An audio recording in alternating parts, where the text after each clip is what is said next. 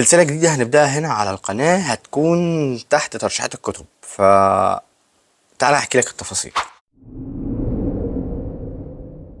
اهلا بيك من تاني في بوك كافيه، حيث المتعة والاستفادة معا. وزي ما قلت كده في البداية ان حلقة النهاردة هي ترشيحات، وزي ما انت شفت تحت انها ترشيحات وكل حاجة، بس خليني كده اقول لك شوية تفاصيل مهمة في البداية. دي سلسلة هنكملها وهنبدأها وان شاء الله نستمر فيها وتبقى موجودة بشكل منظم عشان تقدروا توصلوا لها بكل سهولة. وهي هنعمل سلسلة ترشيحات زي ما صديقي ساعدني، وفي الكومنتات اللي كنت سايبها في الكوميونتي السؤال اللي سألته لكم عن الترشيحات، فهو اقترح عليا ان احنا نعملها سلسلة بشكل مثلا سلسلة ادب عربي او سلسلة ادب عالمي او مترجم، وسلسلة مثلا روايات عجبتني او حاجات زي كده. هنعمل لكل واحده فيهم بلاي ليست، وغالبا هتبقى واحده لبلاي ليست الادب العربي وواحده للادب المترجم بكل بقى تصنيفاته.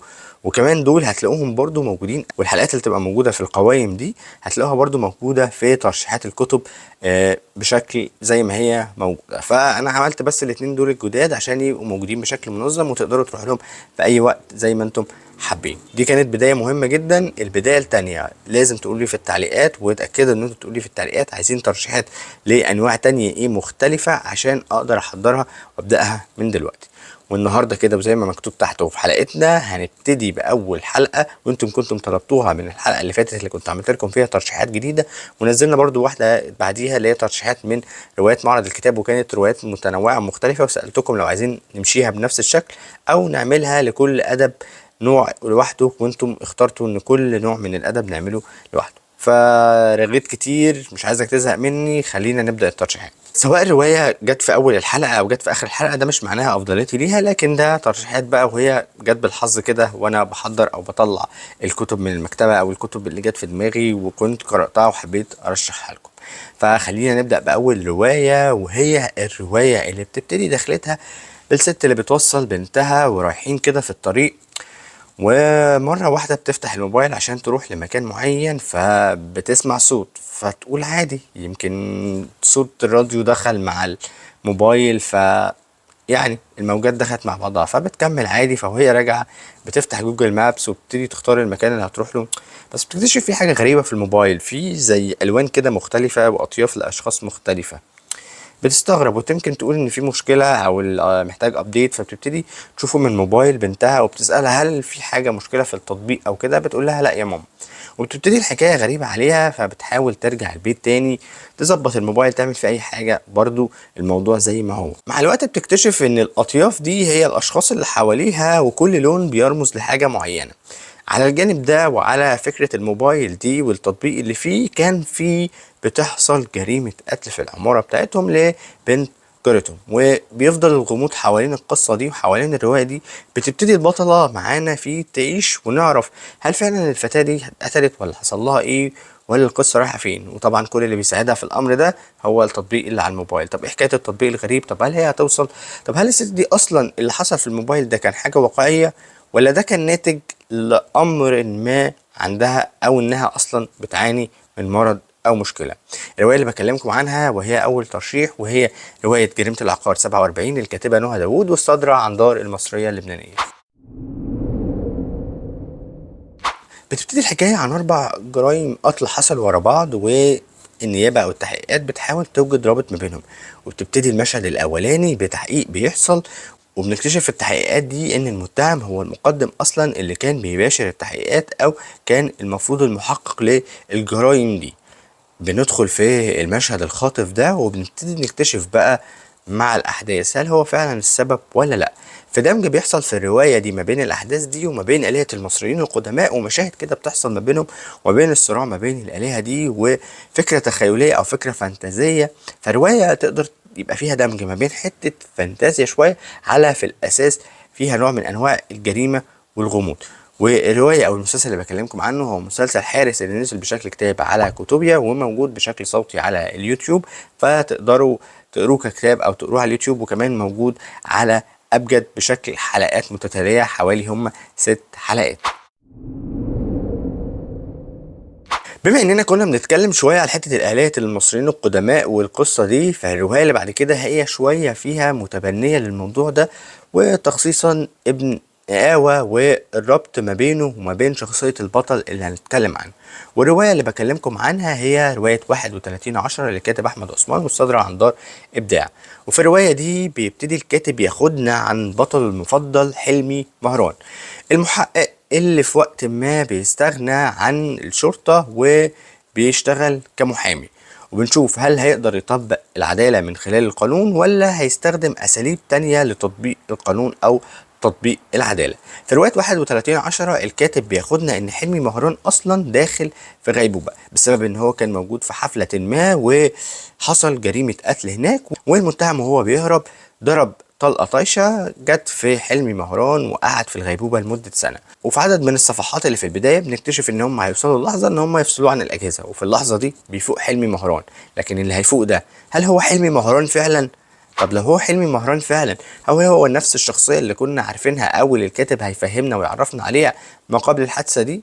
بنكتشف معاه وبنخوض معاه مغامرات كتيرة قوي، بنعرف على طفولة حلمي مهران وعلاقته بأبوه وإزاي ده أثر فيه فيما بعد، وإزاي اللي حصل له أو الكشف اللي حصل له بشكل ما غير فيه وخلاه يبقى عنده بصيرة من نوع ما، وهل في النهاية هيقدر يوصل للجاني في كل الأمور دي؟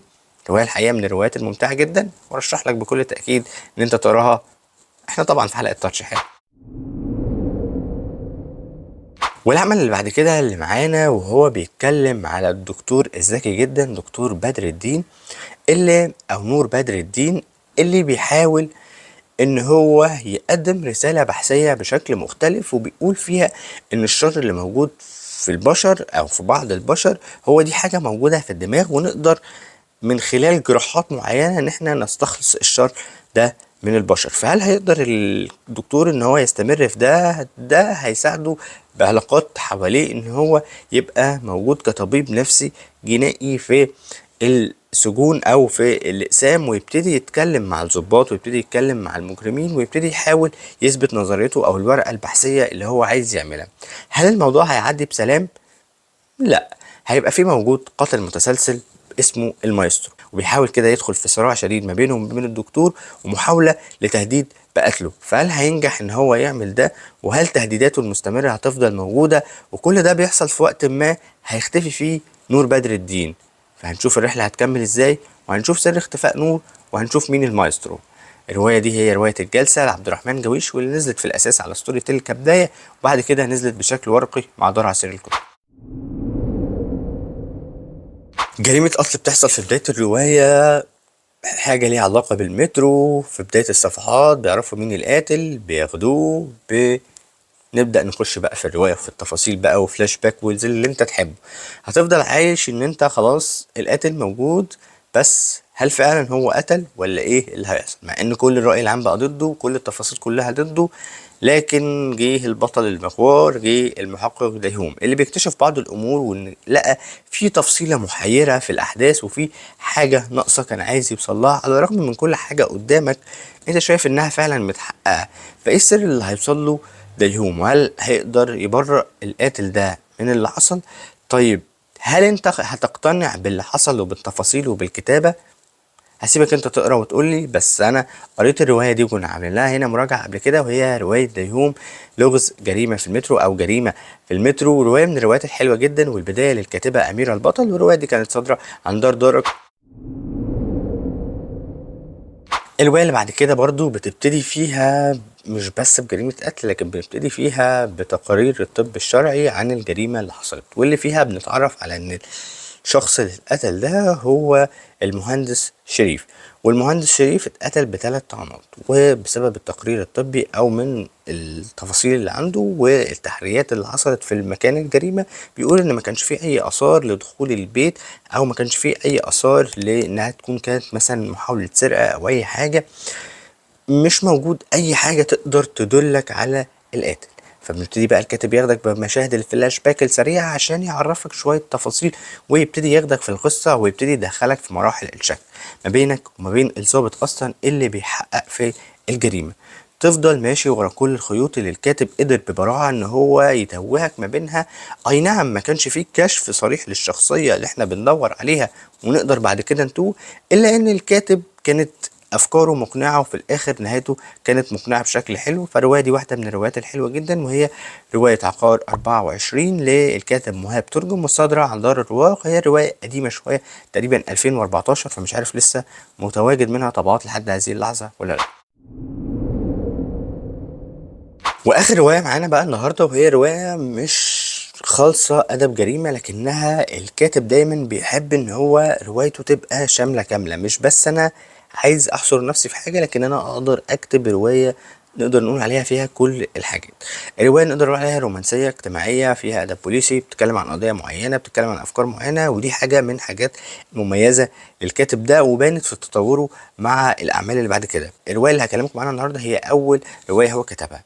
الرواية دي اللي فيها الشاب اللي بنشوفه عايش واتجوز وعنده طفل، بس بنشوف دايما الصراع اللي في دماغه عن حبيبته السابقة، وازاي ان هو كان بيحبها، والصراعات دايما والمقارنات اللي كانت ما بين الحاضر والماضي ما بين الاتنين. وعلى الرغم من كده برضو بيبين لنا حبه الأفلاطوني للفتاة اللي متجوزها حاليا. على الجانب التاني من القصة الرومانسية الاجتماعية الواقعية دي، بيورينا بقى الفساد في السلطة، بيورينا حاجة من الحاجات المهمة جدا زي تجارة الأعضاء، بيورينا كشف حاجات كتيرة قوي للسلطة من المال والفساد في الأمور الكتيرة والجرائم الكتيرة اللي ممكن تحصل في رواية نقدر نقول عليها اجتماعية بوليسية واقعية. ما تقدرش تديها تصنيف واحد، واحدة من الروايات الحلوة الخفيفة اللي هتقدر تشوف فيها كل الحاجات، واللي بالمناسبة فيها أجزاء كتيرة جدا أو ما كانش كلها مكتوبة بالعامية. وكالعادة وزي ما متعودين دايما، مش بس انا اللي بقول الترشيحات هنا، لكن انت بيبقى ليك دور كبير جدا في الترشيحات اللي هتقولها في التعليقات. هحاول اجمع الروايات اللي بتقولوها اقراها، ولو فعلا فيها حاجات تستحق نعملها في جزء تاني، وتبقى ترشيحات من تعليقاتكم انتم او ترشيحاتكم انتم. وهيبقى دي ممكن عنوان جديد او سلسلة جديدة نعملها، ترشيحات بتاعتكم يا قراء بوك كافيه ويا اصدقاء بوك كافيه. وفي النهاية قول لي قريت ايه اصلا من الروايات دي، متحمس ايه لرواية من الروايات دي تقراها وتبدأ بيها. وهستنى برضو منك الترشيحات، وتجاوبني على كل الاسئلة بقى اللي سألتها لك في الفيديو خلال الوقت ده كله. طبعا لو انت اصلا وصلت لحد هذه اللحظة، فانت عارف ان انا بشكرك من قلبي، واتمنى دايما انت تكون بتقضي وقت ممتع ومفيد في بوك كافيه.